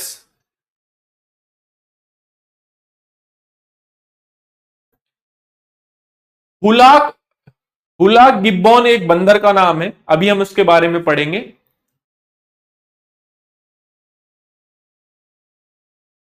ठीक है, तो देखिए 2022 में हाथी के बारे में यूपीएससी ने सवाल पूछा कि जो फीमेल हाथी होती है क्या वो पूरे जो दल है उसको उसका नेतृत्व करती है? ठीक है, उसका नेतृत्व करती है। ऐसे ही 2023 में गिलहरी के बारे में सवाल पूछा गया। ऐसे ही 2000 आई थिंक 20 में गिर, गिर है गुजरात में, गिर राष्ट्रीय उद्यान में जो एशियाटिक लॉइन है, एशियाटिक शेर हैं, उनके बारे में सवाल पूछा गया। खारी ऊंट के बारे में सवाल पूछा गया। किसी ने यूपीएससी का पेपर भी नहीं देखा है तो खारी ऊंट के बारे में सवाल पूछा गया था, तो उस पे जो बस्सी है ना, बस्सी, बस्सी ने बहुत अच्छी एक कॉमेडी वीडियो बनाई है, उसमें खारी ऊंट के बारे में उसने चर्चा की है। याद आ गया कि नहीं आया? याद आया कि नहीं आया? ठीक है, तो ऐसे ही आप इसको कनेक्ट कर सकते हो किसी भी स्टेट पब्लिक सर्विस कमीशन में, किसी भी यूपीएससी के जो एग्जाम है उसमें इन्वायरमेंट वाले सेक्शन से, यानी कि पर्यावरण वाले सेक्शन से। यस, ठीक है, और अनुभव सिंह बस्सी ने बहुत अच्छी वीडियो बनाई थी उस पर, जिसमें वो खारी ऊंट की चर्चा कर रहा था, तो याद रखना खारी ऊंट में ये सारी चीजें थी। ठीक है, याद आ गया ना, क्योंकि यूपीएससी ने वो सवाल पूछा था। इन्वायरमेंट में आप इसको कनेक्ट कर सकते हो स्पीसीज से, स्पीसीज यानी कि प्रजातियां, प्रजातियां ये सिलेबस का हिस्सा है। यहां से यूपीएससी क्वेश्चन पूछता है, ये state public service commission question पूछता है, जेपीएससी क्वेश्चन पूछता है, बीपीएससी क्वेश्चन पूछता है, यूपीपीसीएस क्वेश्चन पूछता है, यूपीएससी भी क्वेश्चन पूछता है।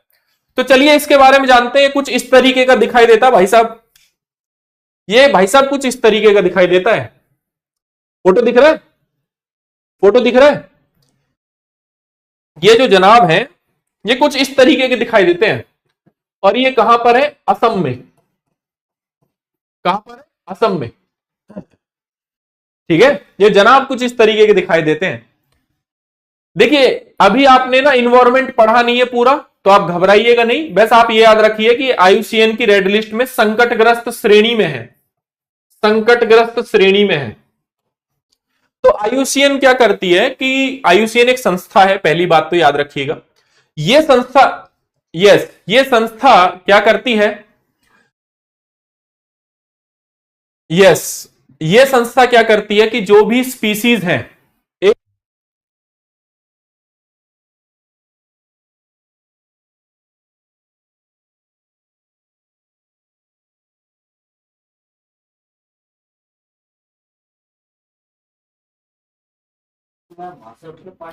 तो आईयूसीएन रेड लिस्ट में संकटग्रस्त श्रेणी में है।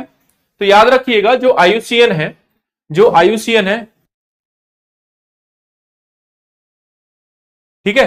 तो आईयूसीएन क्या करता है बेटा, याद रखिएगा, जितनी भी स्पीसीज हैं उन स्पीसीज को अपने एक रेड लिस्ट में जारी करता है। उस रेड लिस्ट में बताता है कि ये स्पीसीज संकटग्रस्त है, ये गंभीर संकटग्रस्त है। वेरी गुड, किसी बच्चे ने लिखा कमेंट में रेड बुक डेटा, ठीक है।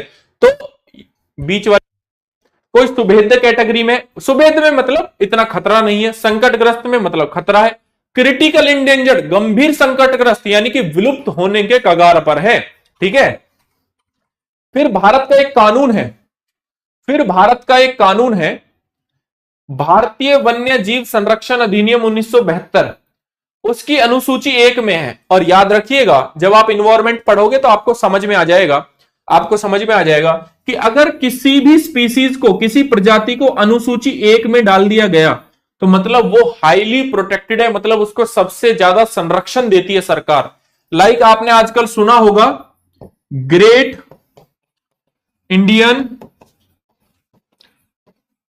बस्टर्ड के बारे में, ग्रेट इंडियन बस्टर्ड के बारे में, जो कि राजस्थान का स्टेट बर्ड है, ठीक है। फिर उसके बाद कोई भी एक स्पीसीज है उसके बारे में हमें क्या क्या जानना है कि ये कहां पर पाई जाती है, तो ये गिब्बन वन्यजीव अभयारण्य में पाई जाती है, ठीक है। ये कहां पर है, ये आपका है असम में, कहां पर है, असम में, ठीक है। और इसका नाम जो है 1997 में बदलकर क्या रख दिया गया, होलोंगा पार गिब्बन अभयारण्य रख दिया गया था, इसलिए यहां पर ये मैंने लिखा है, ठीक है। इन्वायरमेंट अभी आपने नहीं पढ़ा, धीरे धीरे सब समझ में आ जाएगा। असम में किस जिले में है, जोराहाट जिले में है। भारत की एकमात्र वानर और गिब्बन प्रजाति हुलाक गिब्बन का घर है। तो केवल और केवल कहां पाया जाता है ये बंदर, केवल और केवल कहां पाया जाता है ये बंदर, ये केवल और केवल पाया जाता असम की इस अभयारण्य में, केवल और केवल असम के इस अभयारण्य में ये पाया जाता है। और इसके अलावा कहां पाया जाता है, भारत के अलावा बांग्लादेश में पाया जाता है, म्यांमार में पाया जाता है, उत्तरी पश्चिमी म्यांमार में पाया जाता है, दक्षिण चीन में पाया जाता है। अब देखिए यहां पर जो नर होता है, नर मतलब जो मेल बंदर होता है, मेल बंदर, वो फीमेल बंदर से थोड़ा सा बड़ा होता है आकार में। मैंने आकार का बात यहां पर क्यों किया, जब यूपीएससी आपसे यह सवाल पूछ सकती है, जब यूपीएससी आपसे यह सवाल पूछ सकती है क्या गिलहरी गड्ढा बना के नीचे रहती है क्या, जब यूपीएससी आपसे यह सवाल पूछती है कि क्या क्या फीमेल जो हाथी है वो नेतृत्व करती है क्या, क्या वो उसकी जो प्रेगनेंसी टेन्योर है, जो कितने समय में वो बच्चे को जन्म देती है, जब आपसे यूपीएससी इतने सवाल पूछ सकती है तो यहां ये भी तो पूछ सकती है ना कि क्या नर मादाओं से थोड़े बड़े होते हैं। ये जब ऑप्शन आपको मिलेगा तो फिर पता लग जाएगा, ठीक है, कि हाँ बिल्कुल सही बात है। तो याद रखिएगा भारत में केवल कहां पाए जाते हैं, इस गिब्बन अभयारण्य में, इसलिए इनके नाम पर यह रखा गया है, ठीक है। स्क्रीन नोट्स मिलेंगे तो ये वाली बात याद रखना, इस तरीके का दिखाइए देता है, आप स्पीसीज को नोट कर लीजिए इन्वायरमेंट वाले सेक्शन में। चलिए इसका आंसर दीजिए, बहुत आसान सवाल मैंने पूछा है आपसे।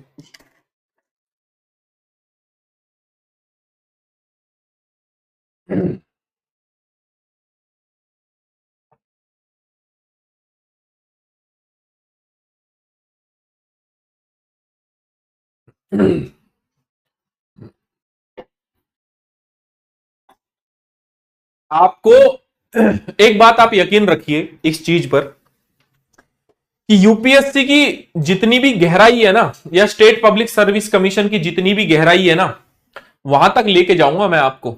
इसके लिए आपको एक तो धैर्य रखना है, परेशान नहीं होना है, और जितना बोलूं उतना करते जाओ, बहुत फायदा मिलेगा आपको उससे, ठीक है। बिल्कुल सही बात है, A is the correct answer. मतलब ये क्वेश्चन ऐसा क्वेश्चन है जिसका सबने सही आंसर दिया है, सबने सही आंसर दिया है, कोई भी बच्चा गलत आंसर नहीं दिया है इसका, ठीक है, ठीक है। बेटा इंटरनेशनल यूनियन कंजर्वेशन नेचर ये होता है, ठीक है, IUCN का, ठीक है, आप देख लीजिएगा, डोंट वरी।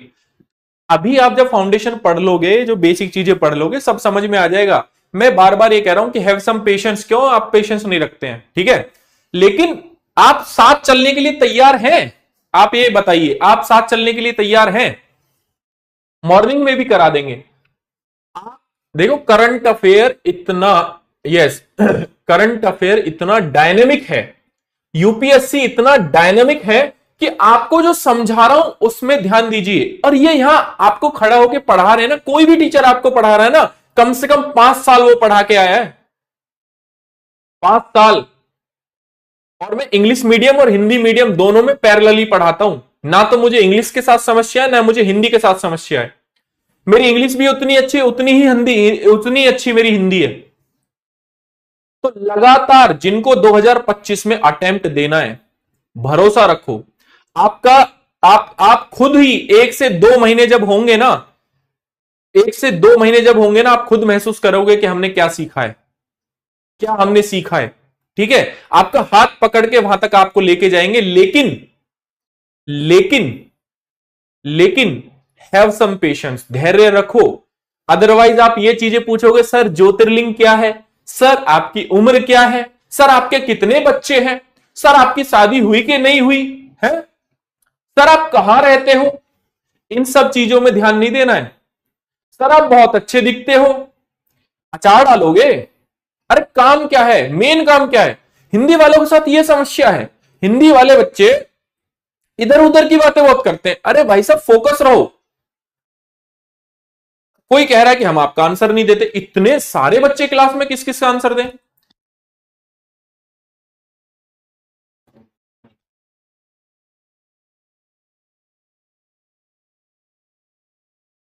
और ठीक है, तो एट द एंड वरना चैट बंद करानी पड़ जाएगी। देखो चैट में इसलिए चालू रखता हूं ताकि टू वे कम्युनिकेशन हो, आप मेरी बात समझ सको, मैं आपकी समझ सकूं। लेकिन आप थोड़ा, सर सभी टीचर ऐसा ही बोलते हैं, बेटा हम थोड़ा अलग हैं, ठीक है, आप समझ नहीं रहे हो अभी।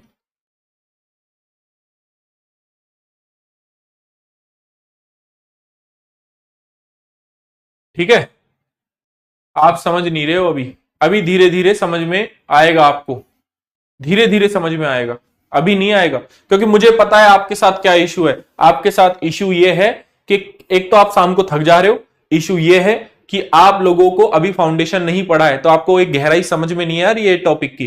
जब यहां से क्वेश्चन बनेगा ना, तब चीजें समझ में आएंगी आपको, ठीक है। चलिए नेक्स्ट आर्टिकल की बात हम करते हैं। ट्रंप जी न्यूज में है काफी, ट्रंप जी बहुत न्यूज में है।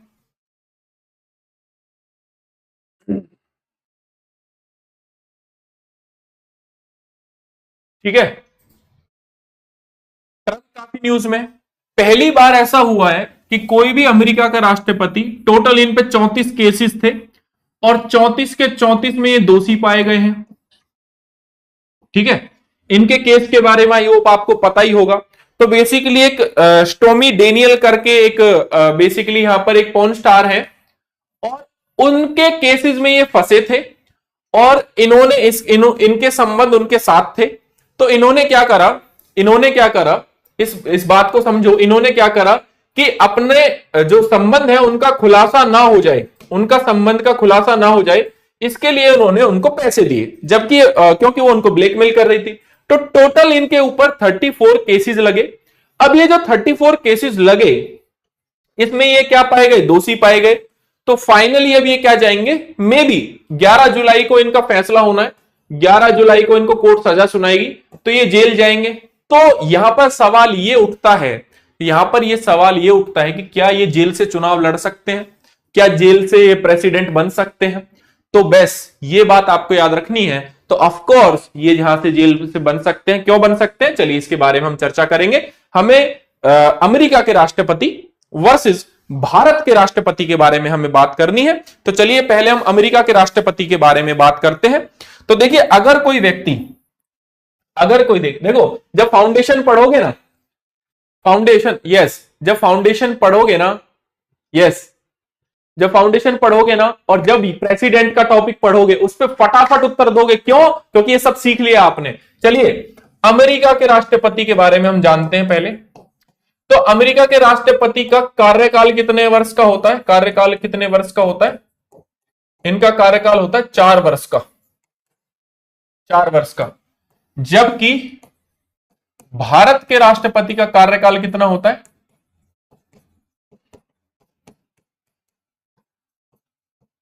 5 वर्ष का। 5 वर्ष का। छोटी सी बात हम समझ लेते हैं, ठीक है। यस। कितने वर्ष की आयु होनी चाहिए राष्ट्रपति बनने के लिए? राष्ट्रपति बनने के लिए कितनी आयु होनी चाहिए अमेरिका के राष्ट्रपति की? 35 वर्ष। भारत का राष्ट्रपति होने के लिए कितनी वर्ष आयु होनी चाहिए? 35 वर्ष। कितनी आयु होनी चाहिए? 35 वर्ष होनी चाहिए। बिल्कुल सही कह रहा हूं मैं। उसके बाद या फिर यहां का जो व्यक्ति है वो अमेरिका का नागरिक होना चाहिए। अगर किसी को राष्ट्रपति बनना है अमेरिका का तो वो अमेरिका का नागरिक होना चाहिए, या 14 वर्षों से अमेरिका में रह रहा हो। अमेरिका में रह रहा हो कोई व्यक्ति।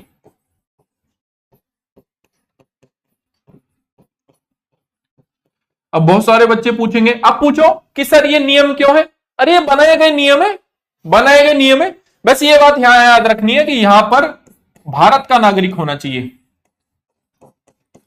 14 वर्ष का कोई प्रावधान नहीं है। कोई बाहर का आके यहां 15 वर्ष 14 वर्ष रह रहा है उस आधार पर चुनाव लड़े तो ये नहीं, ठीक है। ठीक है, ठीक है। तो ये सारी सारी चीजें। इसके अलावा और क्या पढ़ सकते हैं यहां पर? भारत का जो राष्ट्रपति होता है उसको 15,000 रुपए आरबीआई के पास जमा कराने पड़ते हैं जब वो चुनाव लड़ता है। अगर चुनाव में उसको 1/6 वोट ना मिले, मतलब 1/6 वोट ना मिले, लाइक 600 वोट है टोटल, उसमें से 100 वोट उनको ना मिले तो उनकी क्या हो जाती है? जमानत जब्त हो जाती है। जमानत जब्त हो जाती है, ठीक है। ठीक, जमानत जब्त हो जाती है, ठीक है। ये वाली बात है, याद रखना। जमानत जब्त, समझ रहे हो? अरे आप लोग गांव से हो, सरपंच से क्या बोलते हैं? तुम्हारी जमानत जब्त करा दूंगा, मतलब 1/6 वोट तक भी आपको नहीं, मतलब पैसा वापस नहीं होगा। ऑफ कोर्स, सिंपल सी बात है, ठीक है। अब यहां पर ये दिक्कत ये है कि अगर किसी को क्रिमिनल कोई भी है, कोई अपराधी व्यक्ति है, तो यहां पर वो क्या है? चुनाव लड़ भी सकता है और राष्ट्रपति भी बन सकता है। इससे संबंधित अमेरिका में कोई भी प्रावधान नहीं है। जबकि जब भारत के राष्ट्रपति की आप बात करेंगे तो भारत का राष्ट्रपति बनने के लिए एक शर्त क्या है? कि उसे लोकसभा का, भारत का राष्ट्रपति बनने के लिए एक शर्त क्या है? भारत का राष्ट्रपति बनने के लिए शर्त है एक, कि लोकसभा का सदस्य चुने जाने योग्य होना चाहिए। मतलब कि अगर इसको अयोग्य ठहराया जाएगा तो एक कानून है, भारत में कानून है, सर 14 साल वाला गलत है। बेटा आप पढ़ लीजिए अच्छे से, ठीक है। आप पढ़ लीजिए, देन आप कंफर्म कर लीजिए, फिर आप हम बात करेंगे। क्या नाम है? अभिनव कुमार, नाम नोट कर लीजिए इनका एक बार, अभिनव कुमार का। ये कह रहे हैं कि 14 साल वाला जो सीन है वो गलत है। आपको पता है? ठीक है। एक चीज और मैं बता देता हूं, कोई भी व्यक्ति 2 बार से ज्यादा अमेरिका का राष्ट्रपति नहीं रह सकता। कोई भी व्यक्ति 2 बार से ज्यादा अमेरिका का राष्ट्रपति नहीं रह सकता, ठीक है। ठीक है, चलिए, 2 बार से ज्यादा कोई भी व्यक्ति राष्ट्रपति नहीं रह सकता अमेरिका में, ठीक है।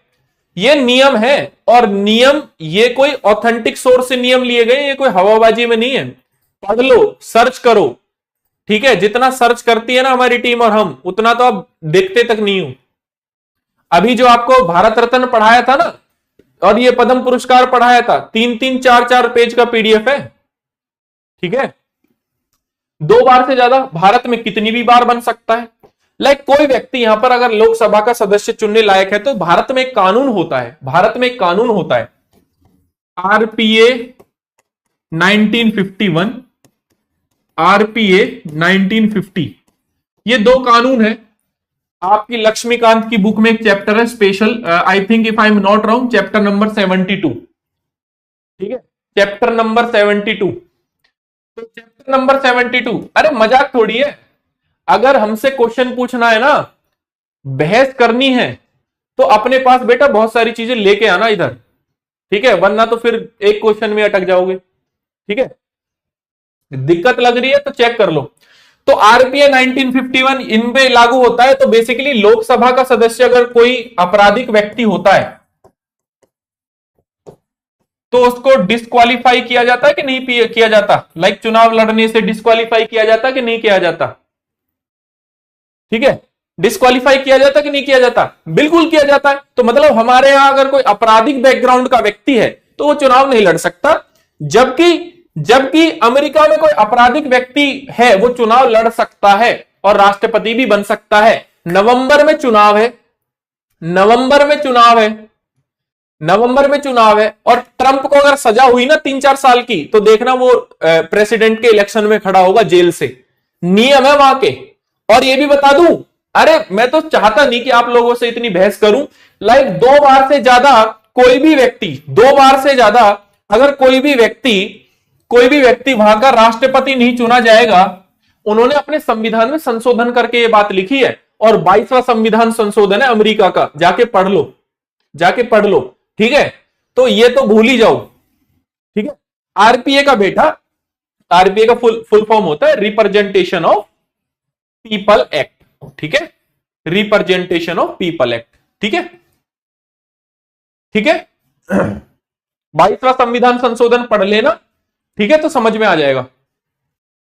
ठीक है, तो ये नियम है, ये नियम बना रखे, तो यहां से क्वेश्चन पूछे जा सकते हैं। क्योंकि पॉलिटी का अगर आप सिलेबस देखोगे GS2 का, तो भारत और अन्य देशों के जो संविधान हैं उनके बीच में कंपैरिजन पर मेंस में भी सवाल आता है और प्रीलिम्स में भी सवाल बन सकता है, इसलिए टॉपिक को मैंने करवाया। ठीक है, ठीक है, चलिए, तो ये मेन चीजें हैं जो आपको पढ़नी है, जहां से सवाल बन सकता है। ठीक है, भारत में। चलिए अब देखिए यूपीएससी ने 2023 में क्या सवाल पूछा। यूपीएससी ने 2023 में क्या सवाल पूछा? बड़ा आसान सवाल है, बड़ा आसान सवाल है। जया यादव क्या पूछना चाहती है बताइए, अभी क्वेश्चन लेंगे आपके। बड़ा आसान सवाल यूपीएससी ने पूछा। जया यादव 1 मिनट रुक जाइए, इस क्वेश्चन को बता देता हूं। यस, ये नियम बनाए हुए हैं। देखो यूपीएससी ने कितना आसान सवाल पूछा, सन 2023 का प्रीलिम्स का पेपर है। क्या क्वेश्चन पूछा, क्या क्वेश्चन पूछा? पहला क्वेश्चन पूछा, इसमें पहला पॉइंट पूछा कि यदि भारत के राष्ट्रपति का निर्वाचन भारत के उच्चतम न्यायालय यानी कि सुप्रीम कोर्ट के द्वारा शून्य घोषित कर दिया जाए, तो ऐसे विनिश्चय की तिथि से पूर्व राष्ट्रपति के पद के कर्तव्यों के निष्पादन में राष्ट्रपति के द्वारा किए गए सभी कृत्य अविधिमान्य हो जाते हैं। तो ये वाला स्टेटमेंट सही है गलत है? मतलब ये कह रहा है, ये स्टेटमेंट क्या कह रहा है इसको समझ लो, कि राष्ट्रपति कोई व्यक्ति बना और सुप्रीम कोर्ट ने बोला कि यार ये व्यक्ति राष्ट्रपति नहीं रह सकता क्योंकि इसने ये दिक्कत है, इसमें ये समस्या है, आपराधिक है, ये आपराधिक घोषित हो गया बाद में। ठीक है, तो इसके द्वारा जो भी काम किए गए होंगे वो भी जीरो घोषित हो जाएंगे। का जीरो घोषित हो जाएंगे क्या? सही है गलत है? सही है गलत है? वेरी गुड, सबसे अच्छा आंसर अभी तक मुझे मिला है सीमा निषाद से मिला है। हाँ यस, वेरी गुड। तो अगेन रॉन्ग है। क्यों? क्योंकि जितने भी काम उसने किए हैं राष्ट्रपति से पहले वाले, वो शून्य घोषित नहीं होंगे। ये नियम है, ये नियम है। ठीक है, तो दूसरा, भारत के राष्ट्रपति के पद के लिए निर्वाचन इस आधार पर मुलतवी किया जा सकता है, मतलब एक्सटेंड किया जा सकता है कि कुछ विधानसभाएं विघटित हो गई हैं और कुछ निर्वाचन होने अभी शेष हैं। क्या इस आधार पर राष्ट्रपति के चुनाव को रोका जा सकता है? ये स्टेटमेंट सही है गलत है? प्लीज बताइए फटाफट, ये स्टेटमेंट सही है गलत है? ये स्टेटमेंट सही है गलत है? ऑफ कोर्स ये this is also wrong, this is also wrong, ये गलत स्टेटमेंट है। तीसरा स्टेटमेंट, कोई विधेयक भारत के राष्ट्रपति के पास जाने पर या प्रस्तुत किए जाने पर संविधान द्वारा दी गई विहित की गई समय सीमा के अंतर्गत राष्ट्रपति को अपनी अनुमति देनी होती है। ये सही है गलत है? बेटा दिख नहीं रहा शुभांगी, तो बोल के बता रहा हूं ना, आपको रॉन्ग है।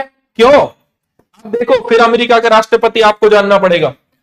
अगर यही बिल अमेरिका के राष्ट्रपति के पास जाए तो 10 दिन के भीतर बताना पड़ता है उसे सारी चीजें, लेकिन भारत के राष्ट्रपति के पास कोई समय सीमा नहीं है, इसलिए तीनों स्टेटमेंट गलत है। 2023 का क्वेश्चन है, 2023 का क्वेश्चन है, D is the correct answer, मतलब इनमें से कोई भी सही नहीं है। ठीक है, तो जब भी हमसे बात करें तो सोचे बेटा कि अभी तो आपने शुरू किया मामला, 5 साल पढ़ा रहे हैं अभी, ठीक है, 5 साल लगभग लगभग भारत के जितने भी बड़े संस्थान हैं उनमें काम कर चुके हैं। ठीक है, चलिए, कितने कथन सत्य हैं, कौन कौन से कथन सत्य हैं, इस टाइप के सवाल भी यूपीएससी पूछता है। चलिए, 9 बजे क्लास खत्म होगी, 9 बजे, और मुझे लगता नहीं कि जिस हिसाब से हम चल रहे हैं तो इतने सारे टॉपिक मैं कवर करवा पाऊंगा।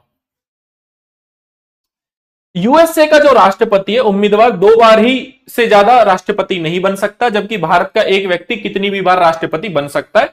सही स्टेटमेंट है, सही स्टेटमेंट है। भारत के राष्ट्रपति का कार्यकाल 4 वर्ष का होता है, जबकि यूएसए का कार्यकाल 5 वर्ष का होता है। गलत है, तो केवल केवल और क्या हो जाएगा इसमें आंसर? ए हो जाएगा ना। क्यों?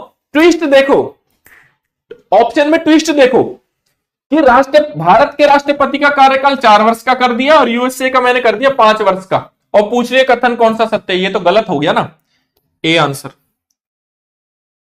अगर लगातार मेहनत करोगे, और मुझे लगता आप लोग मेहनत करोगे, ऑफ कोर्स इसलिए आए हो, हमारा बैकग्राउंड ऐसा है, हम सब मध्यम वर्गीय परिवार से, हमें डेली कुआं खोदना, डेली पानी पीना है, उस टाइप के घरों से हम लोग आते हैं। तो वहां पर हमें क्या है कि हमारे पास मेहनत है, इसके अलावा कुछ नहीं।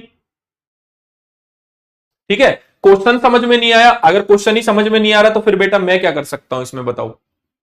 बेटा कितना आसान क्वेश्चन था। निम्नलिखित कथनों पर विचार करें, इनमें से कौन सा कथन सत्य है। पहला पूछ रहा है कि यूएसए का राष्ट्रपति का उम्मीदवार केवल 2 बार प्रेसिडेंट बन सकता है, भारत का व्यक्ति कितनी बार भी बन सकता है। सही सत्य है, असत्य है? सत्य है।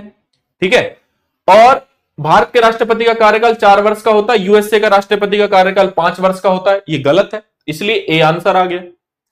ये भी समझ में नहीं आ रहा तो दिक्कत है।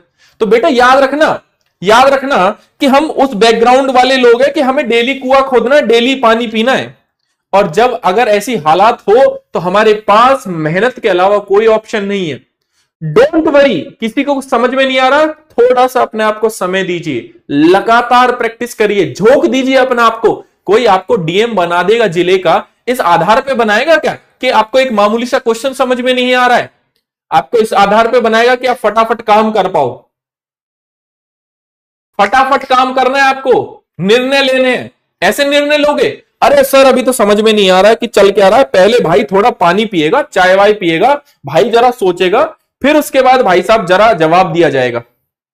मजाक थोड़ी है, बहुत मेहनत लगेगी, बहुत मेहनत। रेडी हो ना? रेडी हो ना? तो रश्मि रति पढ़ते हो नहीं पढ़ते हो? रश्मि रति की 3-4 लाइनें मैं हमेशा याद रखता हूं।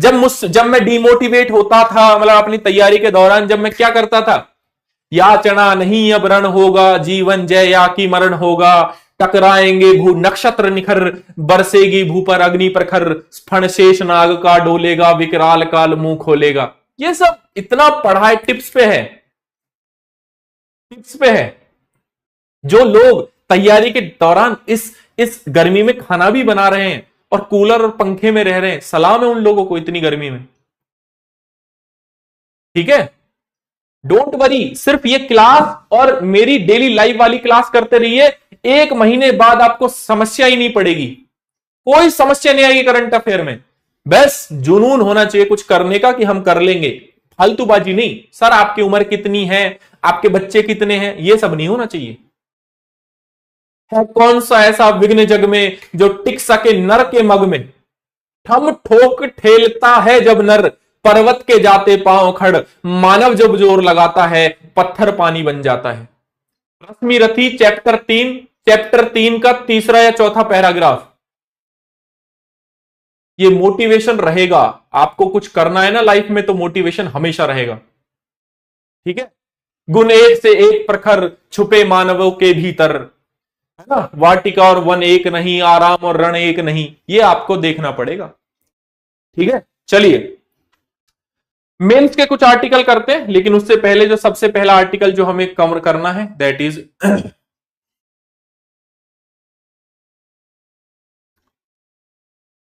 Is urban heat island. देखिए ये जो आर्टिकल न्यूज में था, काफी न्यूज में चल रहा है, नगरीय ऊष्मा द्वीप। आप ये बताइए, शहरों में ज्यादा तापमान है या शहर या गांव में? गांवों में ज्यादा तापमान है या शहरों में? शहरों में। कहां पर तापमान है? शहरों में तापमान है। शहरों में तापमान है तो क्यों है? क्या कारण है उसके? भीड़ बहुत है भाई, सब चीज कंक्रीट की बनी है, पेड़ नहीं है, अच्छी व्यवस्था नहीं है, जल निकासी व्यवस्था, ग्राउंड वाटर डिप्लीट हो रहा है, बहुत सारी चीजें हैं, शहर में है। ठीक है सबको पता है।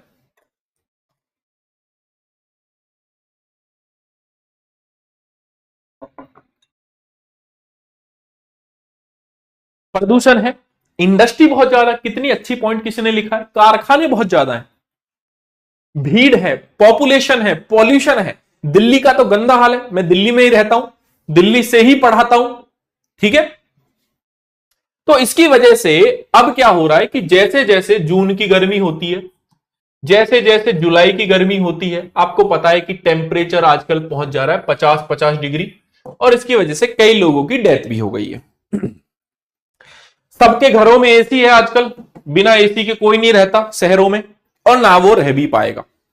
ठीक है, तो एसी भी क्या फेंकता है? हीट फेंकता है। तो आप देखोगे तो गांवों के मुकाबले शहर ना एक क्या बनते जा रहे हैं? अर्बन हीट आइलैंड बनते जा रहे हैं, यानी कि ऊष्मा के द्वीप बनते जा रहे हैं। मतलब कि गांवों के मुकाबले उनका टेम्परेचर 4 से 5 डिग्री ज्यादा होता चला जा रहा है। यह है अर्बन हीट आइलैंड, आप समझे? अर्बन हीट आइलैंड अब क्यों नहीं है उसका कारण हम बात करेंगे। तो अर्बन हीट आइलैंड के बारे में हम बात करें तो देखेंगे कि यहां पर जो ग्रामीण इलाके जो आपको दिख रहे हैं, यहां पर जो ग्रामीण इलाके आपको दिख रहे हैं, ठीक है, और यहां पर दिख रहा है शहरी इलाका। तो टेम्परेचर देखिए, ये जो टेम्परेचर की लाइन है यहां जाकर बढ़ गई, क्यों? क्योंकि ये अर्बन एरिया है, क्योंकि ये अर्बन एरिया है।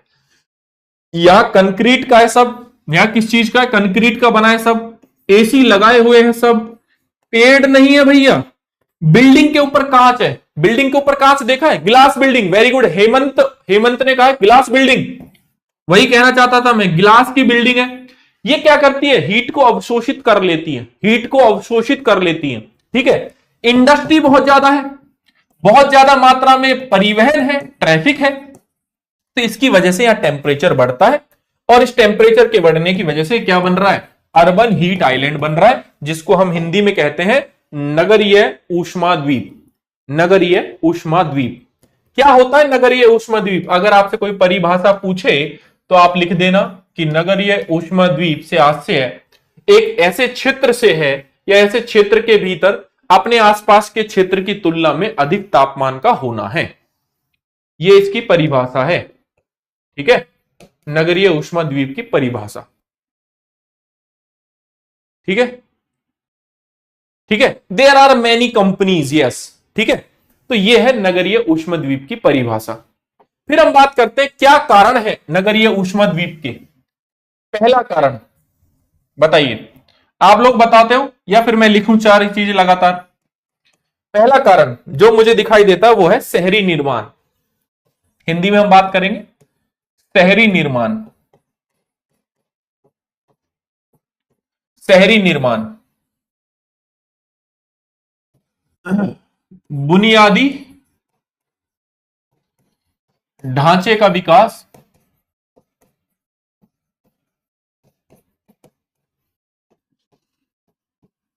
ऊंची इमारतें,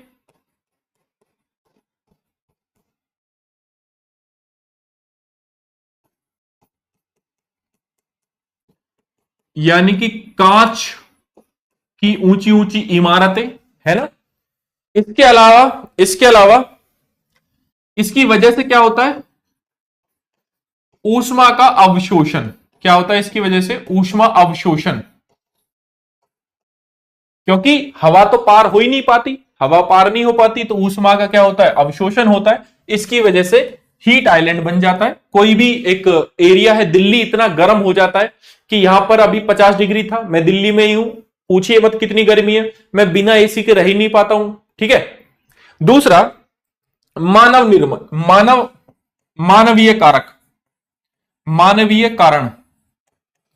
मानवीय कारण क्या है, लिखते जाओ। एसी, परिवहन,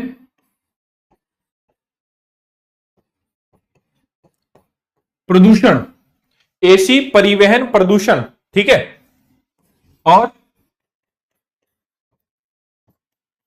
औद्योगिकरण। एसी, परिवहन, प्रदूषण, औद्योगिकरण। ये 4 कारण लिख लो, मानवीय कारण।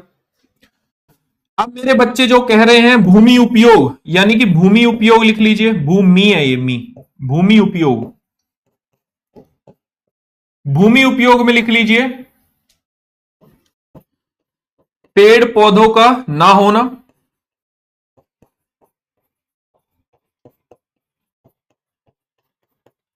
पेड़ पौधों का ना होना। ठीक है। हवा का, पेड़ पौधों का ना होना, बस आप ये लिख लीजिए। और कंक्रीट का बना हुआ है सब, ये भी लिख लीजिए। ठीक है। 3 पॉइंट ये हो गए। उसके बाद एक पॉइंट जो आपने अभी तक सुना नहीं होगा, वो होगा अर्बन केनियन प्रभाव। वो तो सभी सामान्य बच्चे लिखेंगे, जो एक्स्ट्रा बच्चा होगा वो क्या लिखेगा, अर्बन केनियन प्रभाव। यस, अर्बन केनियन प्रभाव। कांच की जो बिल्डिंग है ना, जो हीट ट्रैप करती है, उसको अर्बन केनियन प्रभाव कहते हैं। उसकी वजह से नहीं, मतलब ओवरऑल इन सारे कंटेक्स्ट को हम अर्बन केनियन प्रभाव रहेंगे। ऊंची इमारतें, हवा या वायु के प्रवाह में बाधा डालती है। इससे जो वायु का जो प्रवाह है वो सामान्य नहीं हो पाता, क्योंकि अगर आप देखोगे तो वायु का प्रवाह भी तो ठंडा करता है, वायु का प्रवाह भी तो ठंडा करता है। भाई एक जगह से वायु हीट को दूसरी जगह लेके जाती है, इट मींस कि कहीं ना कहीं आप देखोगे गर्मी को कम ही तो करता है। तो जब ये सारी चीजें नहीं होती, मतलब यानी कि जो वायु है वो वायु क्या करती है, कहां लिखा हुआ है वायु, यहां पे, ये क्या करती है, प्राकृतिक शीतलन। तो प्राकृतिक शीतलन नहीं हो पाता है, और यही क्या है आपका अर्बन केनियन प्रभाव। लिख लिया। सर थोड़ा इंग्लिश बोल दो, तो अर्बन केनियन इफेक्ट। ठीक है। जो डिफरेंट बिल्डिंग्स है, ठीक है, और यहां पर जो एयर है आपकी, वो नेचुरली क्या नहीं हो पाती, फ्लो नहीं हो पाती। लाइक आपका जो शहरी निर्माण है, ठीक, लाइक इंफ्रास्ट्रक्चर जो आपका है वो सारा कंक्रीट का है, दैट्स वाई हीट एब्जॉर्ब होती है। एयर कंडीशनर बहुत ज्यादा चलती हैं, ट्रैफिक बहुत ज्यादा है, पॉल्यूशन बहुत ज्यादा है, पॉल्यूशन में भी CO2 बहुत ज्यादा है। एंड CO2 क्या करता है, is a act like blanket. वो क्या करता है, एक्ट लाइक ब्लैंकेट, मतलब यहां पर क्या करता है कि हीट को अवशोषित करता है बहुत ज्यादा। फॉरेस्ट लैंड में कमी हो गई है, तो ये सारी की सारी वजह है। ठीक है। क्या प्रभाव है इसके, क्या प्रभाव हमें दिखाई देते हैं इसके,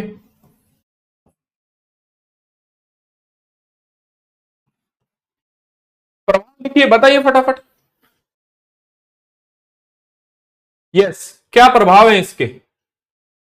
ग्रीन हाउस गैस इफेक्ट, ठीक है। अर्बन, अर्बन, ए आर, अरे अर्बन, URBN होता है अर्बन। अर्बन, अरे शहरी क्षेत्र यार। Very good. किसी ने लिखा हीट स्ट्रोक।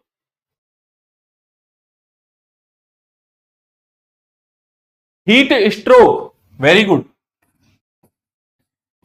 हीट स्ट्रोक, हैजा, पेचिस, डिहाइड्रेशन, है ना, ये सब में किस में आ जाएगा, मतलब बीमारियां बढ़ती हैं, बीमारियां बढ़ती हैं आपकी। इससे क्या होता है, आपकी बीमारियां बढ़ती हैं। एसी ज्यादा चल रहा है, कूलर पंखा चल रहा है, इससे क्या होता है, ऊर्जा की खपत बहुत ज्यादा बढ़ जाती है। जितनी ज्यादा एसी चलाओगे उतनी ज्यादा, ठीक है, यस, उतने ज्यादा क्या होगा, ऊर्जा की खपत होगी, ठीक है, उतनी ज्यादा ऊर्जा की खपत होगी।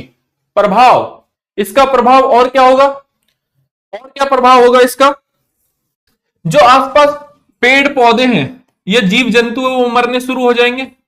जैव विविधता, इसे किस में रख सकते हैं हम, जैव विविधता, जैव विविधता यानी कि बायो, जो डाइवर्सिटी है, बायोडाइवर्सिटी है, उसको खतरा होता है।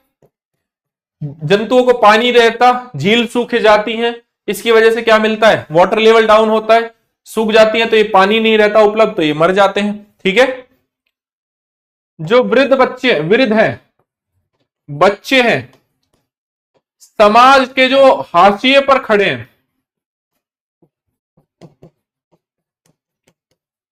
मतलब जो वल्नरेबल सेक्शन है, ठीक है, खड़े लोग बहुत प्रभावित होते हैं, बहुत प्रभावित होते हैं। इसके लिए उदाहरण है हमारे पास, अभी राजस्थान में, अभी राजस्थान में इसी वर्ष 2023 में 26 लोगों की मृत्यु हो गई है, जस्ट बिकॉज ऑफ टेम्परेचर बहुत ज्यादा है, जस्ट बिकॉज ऑफ टेम्परेचर बहुत ज्यादा है, 26 लोगों की मृत्यु हो गई है, ठीक है। तो इसका प्रभाव सिंपल सी बात है, हम ओवरऑल केवल केवल और शहरी क्षेत्रों में देख रहे हैं। ओवरऑल हम देखेंगे तो भाई हीट बहुत ज्यादा है, तो देखो अगेन जलवायु परिवर्तन और ये सारी चीजें हम कह सकते हैं, ठीक है। लेकिन हम अर्बन क्षेत्र पर क्या प्रभाव पड़ेगा उस तक ही सीमित इसमें हो रहे हैं। क्या उपाय कर सकते हो, सब कह रहे हैं कि सर पौधा लगाओ, पेड़ लगाओ, सब कह रहे हैं ऊर्जा खपत कम करो, एसी को 25 डिग्री 28 डिग्री सेल्सियस पर चलाओ। सब कह रहे हैं कि सर पेड़ पौधे के अलावा सार्वजनिक वाहन यानी कि पब्लिक जो परिवहन है उसका हमें इस्तेमाल करना चाहिए। सब ये कह रहे हैं कि शहरी नियोजन होना चाहिए, शहर को बनाओ प्लानिंग के तहत, लाइक जयपुर, लाइक चंडीगढ़, ऐसे करके शहरी नियोजन हमारा अच्छा होना चाहिए, ठीक है, शहरी नियोजन हमारा अच्छा होना चाहिए, ठीक है।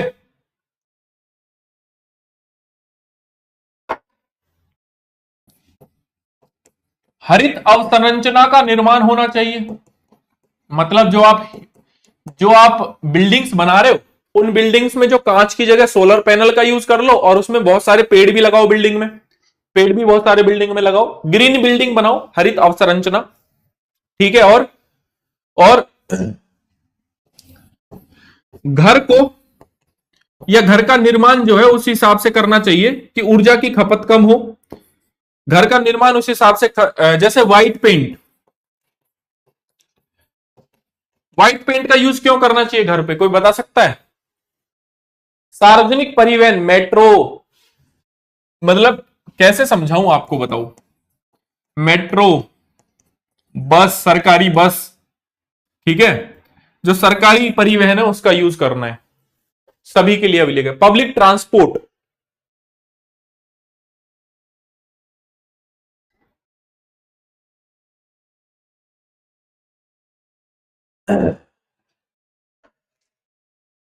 देखो, जिनको नोट करना है वो कर सकता है, अदरवाइज इसकी पीडीएफ में अभी अपलोड करा दूंगा, वो सब मिल जाएगा आपको इसमें। ठीक है।